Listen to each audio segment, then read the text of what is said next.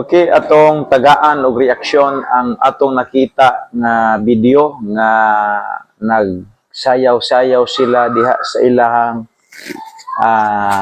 tigumanan, no? Ibaluan nato nga mao ni ang practices sa mga Pentecostal. O dili nato ni gitawag nato og hilabtan sila, ato lang i-compare mga ka-Facebook kung unsa gyoy pattern sa worship nga gitudlo sa Biblia panahon sa church age.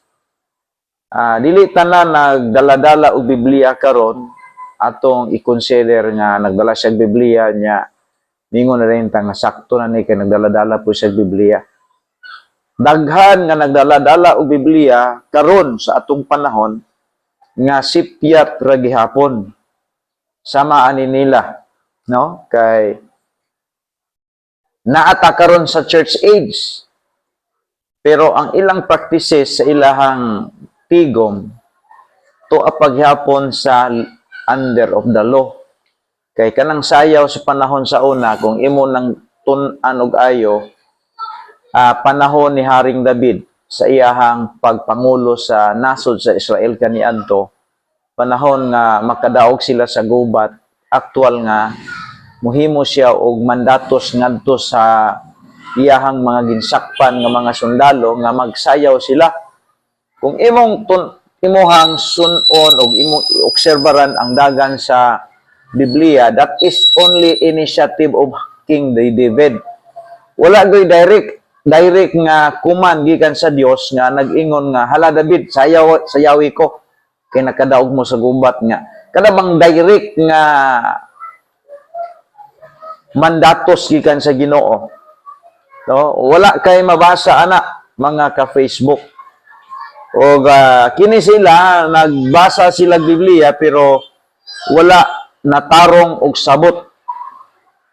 No, so ako ning balikon sa makadaghan, that is a false. Matud pa sa Bible sa 1 John 4 verse 1 ingon siya, Beloved, believe not every spirit, but try the spirit whether they are of God, because many false prophets are gone out into the world. Ingon si John Develop.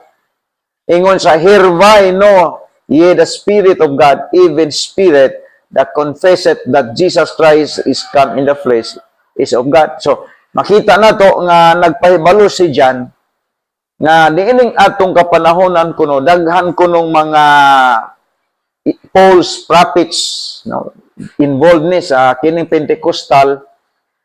Pangayuan nimo na silang bersikulo nga gikan sa Matthew paingon sa the book of Revelation na abay sayaw diha nga nahitabo sa mga apostol. Duwa ni kapakita kanang giingon diha sa Lucas bitaw nga hiingon ang mga parisyo ni Kristo nga mangtutudlo pahiluma kanang inyong mga imong mga tinun-an kay banha kayo.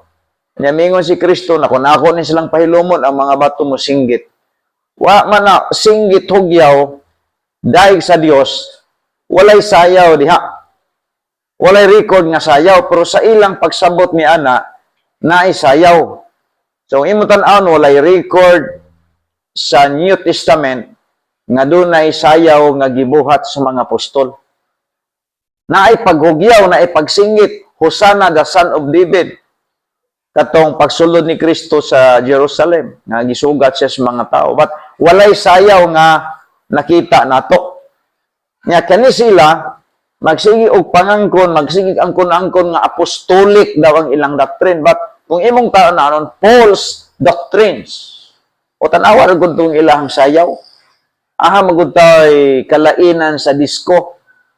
O kalainan sa disco ang movement sa ilang lawas, ang ilang pagkabastos, tawara, nakataas og kanang necktie, nakakuha na niya nagsayaw. Makita na to guys nga usa ka kulto ang Pentecostal. Mao na nga imong tan-awon dili tanan nagwali karon sa Biblia nga atong ingnon nga kini sila para sa Dios. Daghan nga ingon gani si Kristo sa Matthew 7:21-23 nga dili ang tanan nagatawag kanako Ginoo, Ginoo makasulod sa langit. Muna nga diri sa ato ang study, atog yung giburgar ninyo ang modus operandi sa yawa nining panahon na. Kaya imong tan-aw ang mga Pentecostal dili man ni sila luwas. Nagdaladala sila sa Biblia pero dili sila luwas pareha ra pud sa mga Katolisismo. Ang mga Katolisismo dili luwas, walay daldalang Biblia. Sila nalala Biblia pero dili luwas. Tanan nga sekta ining panahon na karon guys. Tingno na to nga mga deceiving o mga deceiver false teachers, no? Munang salamat din sa ato kay kining atong Facebook musaway gid ta.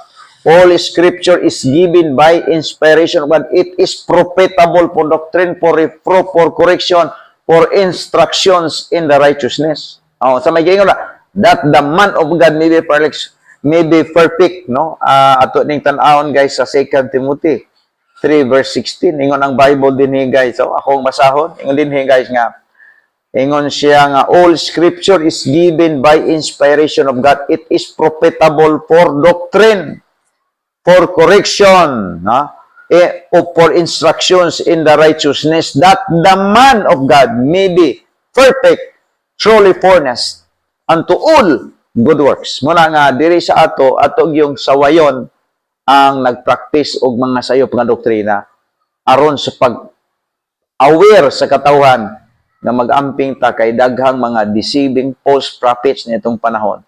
Okay, so klaro kayo nga ang ilang pag-worship dili makaplagan sa New Testament.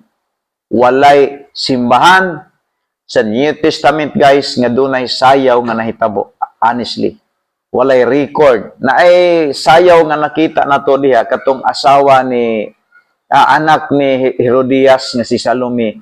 Misayaw siya during sa birthday ni Herodes o motong panahon nang namatay si John the Baptist.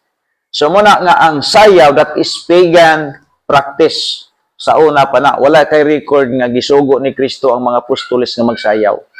Okay, so salamat clarification nga ang Pentecostal usa ka kulto nga grupo nga may daghan, may multiply diri sa atong panahon. Basta mag-amping ta, Baptist maoy tuohi kay ang Baptist maoy tinuod nga luwas, maoy tinuod nga nagsalig ni Kristo, maoy tinuod nga nagwali sa siguro nga kaluwasan pinaagi sa kamatayon ni Ginoong Hesus dito sa Cross Calvario. Okay, maayong hapon og tugad bi glory.